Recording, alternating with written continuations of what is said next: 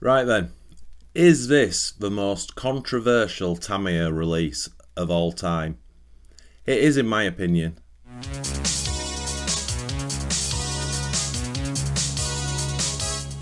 Hey guys, welcome back to Tamiya Legends, and once again, thank you for stopping by. So, I'm excited about this video because there's going to be a lot of chat in the comment section of this video, which I'm really intrigued about. As I've called the video, in my opinion, this is the most controversial kit Tamiya have ever released. But there's a massive but, and I'm going to go into my opinion on this. Some will agree with it, maybe, but I think the majority won't. So, you want to know what it is first of all, don't you? Well, my friends, it's a Tamiya Hornet Supreme Edition. Brand new in box. This kit also, or not also, but this kit came ready to run. Now, if you don't know anything about this kit, I'll tell you the little I know about it. And if you think you know about this kit and you hate it, then I might change your mind slightly. That's not the purpose of this video, I've got to say. But anyway, we'll get into that. But I want to just do a short story time before we look at this, because it's kind of cool how this found its way to me. So, first of all, I'm going to give a massive shout out and thank you to, let me just move this back, Jason. Now, I've been chatting to Jason on Instagram for a long time. And in his own words, he's a Tamiya nerd. Not me, I don't say that, he said that. He loves all things Tamiya, and he's just an RC enthusiast in general. And a little bit known to me, well, actually, I knew that he owned a bicycle shop in California in the US called Pedals. But what I didn't know was he's opened up an RC shop within Pedals as well. So it's now Pedals Bicycles and RC, which is mega cool, and I wasn't aware of this. And obviously he's got his own collection. So I've been putting pictures up of the shop, as you can see, and where the RC stock is. So yeah, we've just been chatting for a while, and he's a lovely gentleman. Just a proper RC enthusiast like me. So yeah, we got chatting, and he says, "Look, I want to give you something for the channel." And I was like, "Well, that's fantastic, thank you." You never know quite what to say. And he said, "Let me think about what I've got for you." So I'm in the background thinking, it'd be a TTO2 kit or something, a road car. Anyway, he sends a picture. He says, "I'm going to send you this Supreme with the radio gear." And I said, they're worth silly money, to be honest. Well, sorry, I'll take that back. They're not worth silly money, but we've seen people try to sell them for silly money, which we'll go into, and I know why that is as well, or I've got an opinion on that, I should say. Anyway, he was like, "No, I want you to have it. I want you to build it on channel, and I want you to stick it in your collection once it's finished," which is just off the chart. So, Jason, if you're watching, a massive thank you, my friend. And anyone in the US or in California, I'll put all of Pedals Bicycles and RC, all the relevant links. What I'll do is I'll put it in the video description, and I'll also put it in as a pinned comment in this actual video. So he's on Facebook if you want to find him there. I'll put links to all this. He's got two Instagram pages. Obviously, one's for bikes and one's the RC. As you see, I've been putting pictures up stuffed with RC pictures. It's awesome. I'll put a contact email in there for him as well, and whatever else details I can find for him. Again, just a genuine fella, and just want to sort of do good in the RC community, which is just awesome. So yeah, thank you, Jason. Right then, let's get into this. So this came out in November 2018 on part number 92411, which is their limited release number. So the reason I should have said this at the beginning, the reason I'm calling it Tamiya's most controversial release ever is because of a couple of things. Obviously because of social media now. Back in the 80s, 90s, if there could have been stuff that came out that people absolutely hated. Can't think of one off the top of my head. But yeah, no doubt there were cars that people didn't like, but there was no social media. So now there is, people have a voice. And I can honestly not think of any other Tamiya release that has had the criticism this thing got. And initially, when it happened, I kind of got it. I never get involved with all that rubbish, I've got to be honest. I'll sit there with my popcorn and I'll read it all and take it in, but I never put very rare I'll put my two penneth in on a situation. But here's the thing. I'll probably go a little bit all over with this, but we are going to look at this. I'll bring the camera over. But I just find this mega interesting. So, Supreme is a US brand store. I don't know anything about it. I think I've heard of them. And this was obviously a calibration with Tamiya Japan. I actually thought it was with Tamiya USA, but no, it was actually Tamiya Japan. Now, obviously, when Tamiya release kits, you see the box art and then you see the car, and what everyone looked at straight away was, or thought I should say, this was just some fancy release from Tamiya. This fancy paint job, black wheels, box, radio gear with it, and they compared it to the, I'm going to get this pronouncing it, oh my goodness me, I'm going to say the wording wrong, the June Wannabe, isn't it? I've put pictures up, you know the car. Now that was a Tamiya release for the RC market. I absolutely loved that, and I bought one of those. I bought a UK version with the certificate when it came out from Markley Model Sport, and I think people thought this was the same, but you couldn't be further from the truth. This was for the Supreme customers who were not into RC, and that's a massive difference, which I think a lot of people missed. They certainly missed at the time, and I think they're still missing to this day. Hence why there's so many for sale.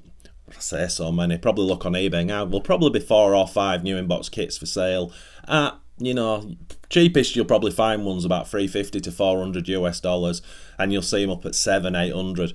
Nobody's buying them from that. But what you got to remember is, it's not an RC guy or girl who bought it. It was a Supreme customer who looked in the store, thought it was cool, and bought one. Realised, don't really know what to do with that. Probably looked at instructions, thought, I'm not building that, and stuck it on for sale, thinking maybe that they've got something really cool. These retailed at, I think, $300, but as I say, it came almost ready to run. You got your full radio gear and obviously your basic electronic speed controller. So that's a big difference. Now, bringing that back, how collectible is this car now? If you are a collector, if you would never buy this just as a Hornet to run, because you'd just buy a standard Hornet, wouldn't you? But as a collector, which I class myself as, this is off the chart now. It's so cool to have, because obviously I'm going to build it. I won't run it, but I'll build it and I'll do the best job I can on it with those decals, and then it's going to go in the cabinet with the transmitter behind it. I'll fit all the radio gear, the speedo in it. It's just going to be my Tamiya Hornet Supreme Edition. And normally I cut the boxes up, but this thing is pristine. I'll keep this box. You'll see the inside of it, slightly different. It's not the generic Hornet box, just with a different box art. You can see on the Hornet, they've put the red in and the Supreme. The radio gear's got no Supreme logo on the outside of the box. But, and I'll show you this again, on the transmitter it's just got a very small red Supreme decal or logo on the transmitter itself. So these paired up. I think that's bloody cool, if I'm honest now. And don't get me wrong, I'm using the power of a superpower of hindsight right now, because I do remember when it came out, I didn't pay much attention to it. I looked at it, I was like, yeah, it's not for me. But I didn't understand who they were selling it for. Or to, I should say.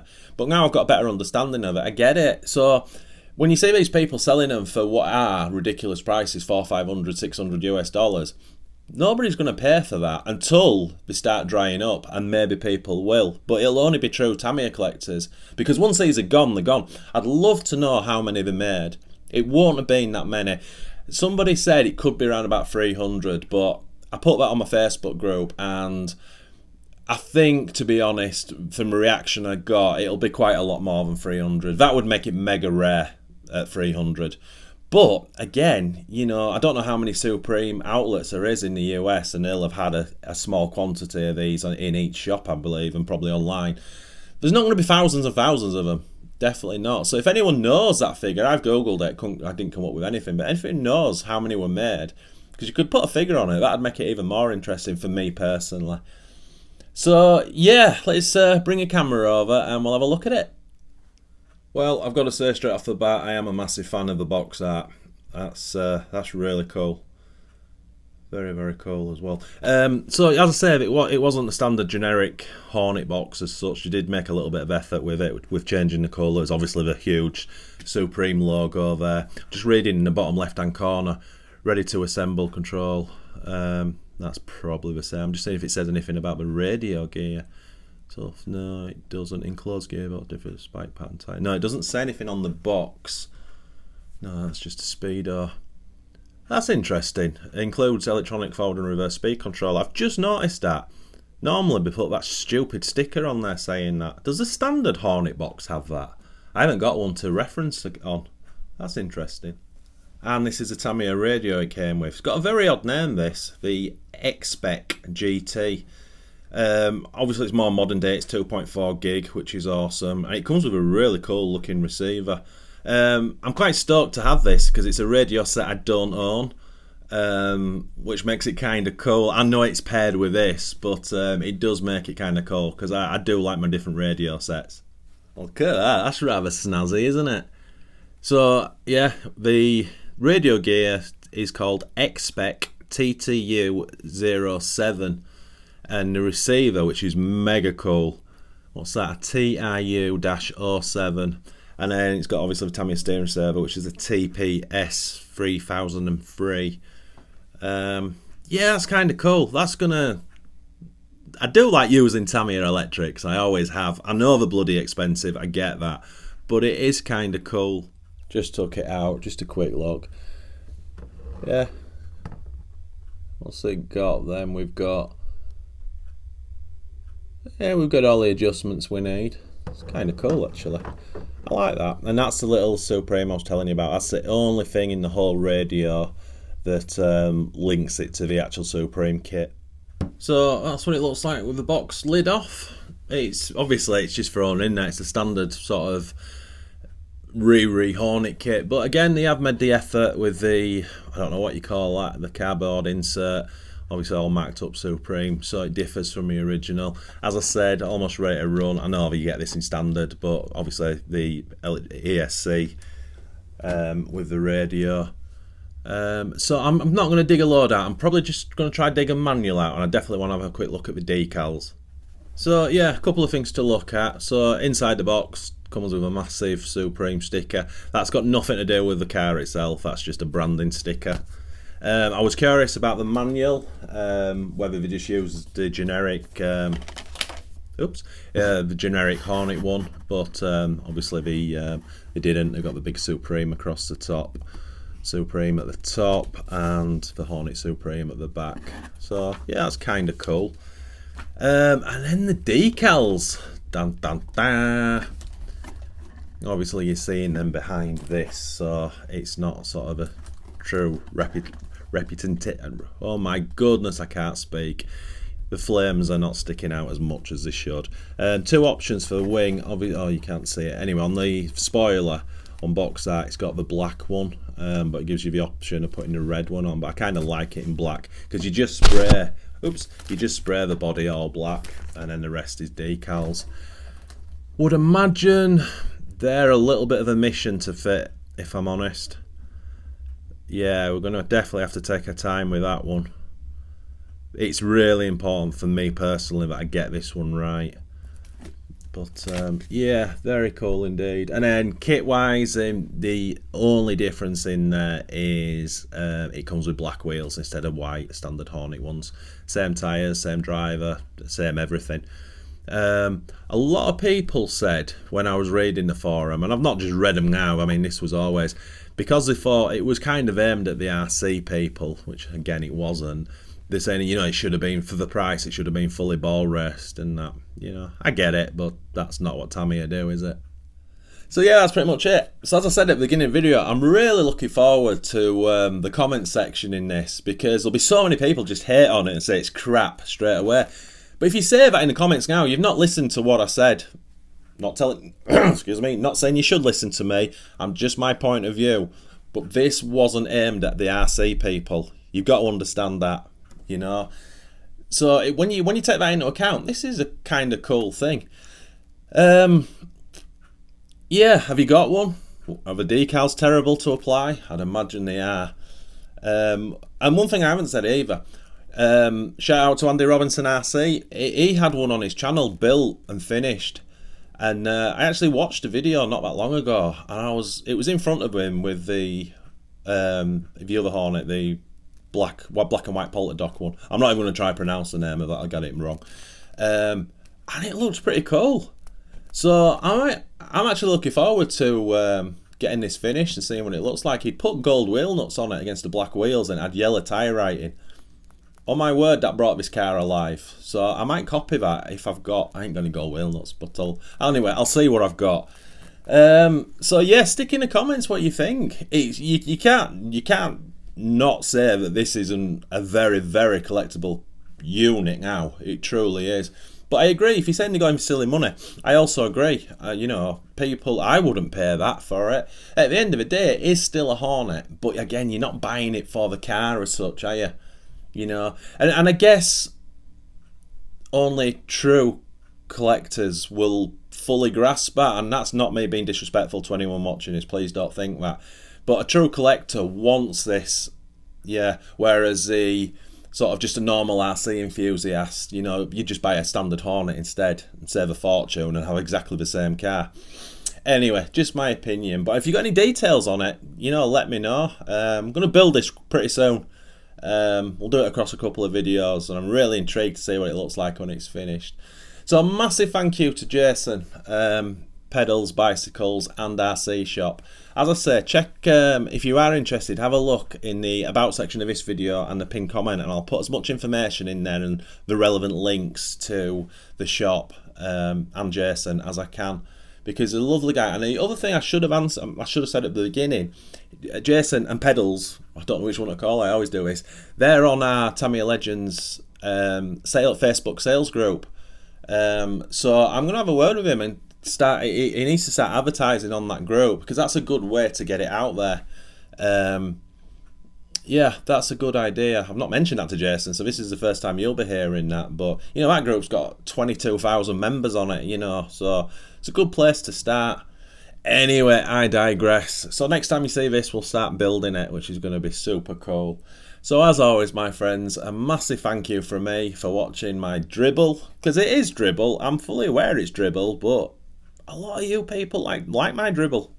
That sounds wrong, doesn't it? Yeah, I'll have to reword that, but I won't. Anyway, as always, my friends, have a great weekend and happy RCing.